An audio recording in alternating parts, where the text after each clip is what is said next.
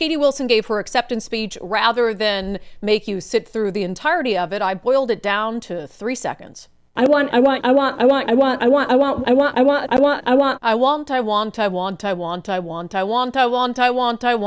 I was watching that and it reminded me of something. I said, you know who she reminds me of? I finally put my finger on it. Veruca Salt. Daddy, I want a golden goose. I want the world. I want the whole world. I don't care how. I want it now. Something like that. She just wants everything, and she wants it for free. She wants all measure of free things. And so when you want that many things, how are you going to pay for it? Well, she's explained that as well. We will need to pursue new progressive revenue in order to fund our priorities and make sure that we're delivering services to the people of Seattle. There's several progressive tax options I proposed as part of my platform, and so we're going to have city staff looking into developing those into legislation. Don't know yet exactly what the timeline is going to be on that. At a time when taxes are higher than ever, she wants more. She wants more, and she wants it now. This segment is brought to you in partnership with our friends at Future 42. Turn your frustration into action at future42.org. Make sure you sign up for their newsletter to be alerted to opportunities to do just that. When they say progressive revenue, what they want is they want to punish big businesses. They want to punish the most successful. They want to make the rich pay their fair share. And we've gone over this ad nauseum about what happens when you single out one corporation or major corporations for taxation. They have enough money to just tell you to F off. They have enough money to just say, kick rocks, we're leaving. And that's what Amazon did when you tried to punish them for the crime of being successful and creating high-paying jobs. They just started moving jobs to Bellevue. This is problematic because Katie Wilson says she stands for all these things. She wants all of these things. She wants big businesses to pay for those things. But we're in an environment where more businesses are fleeing the city than ever before. And you can tell through the occupancy rates. So this came out from a study from Colliers.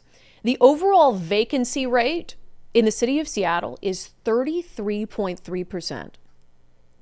A third of the office space, when you look at the skyline, in Seattle, a third of the office space is vacant. Before the pandemic, it was 8%. And now, yes, some of that is attributable to work from home and the change in the American workforce overall. But let's not fool ourselves and believe that that accounts for all of it. And here's the real indicator, okay? Under construction, how many square feet of office space in Seattle? A city that just a couple years ago, you couldn't look anywhere on the skyline without seeing a massive crane building a big new building. 0. 0 square feet of new office space is being built in Seattle. And why in the hell would any developer invest in Seattle, invest in building office space in Seattle when you have a socialist coming into the mayor's office in a city that even before the socialist has sought year after year to punish big businesses and single them out for taxation?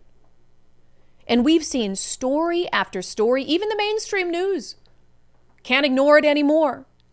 These are all stories in the last week or so.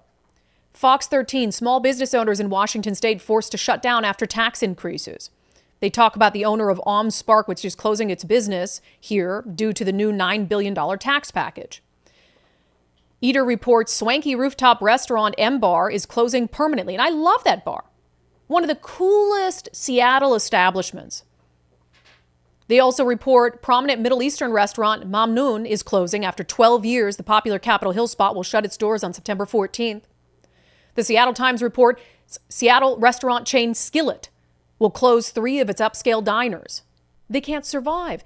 And once you close, you're not coming back. That's the important thing. Once these businesses close, they're not coming back. Once Amazon moves jobs out of the city, they're not coming back. They're going to invest time and money and infrastructure elsewhere. And they can't trust the city to have any sort of prolonged period of time where they're pro-business, where it's a good environment for businesses. So once you lose them for good. And I think it's significant, the types of businesses that we're seeing close down in Seattle. You say, oh, we'll just tax the big businesses. We'll just tax the successful corporations. What in the holy hell do you think happens when you do that? I've said it a million times. M Bar, where the hell is M Bar? right in the heart of Amazonia. Who do you think the client for MBAR was?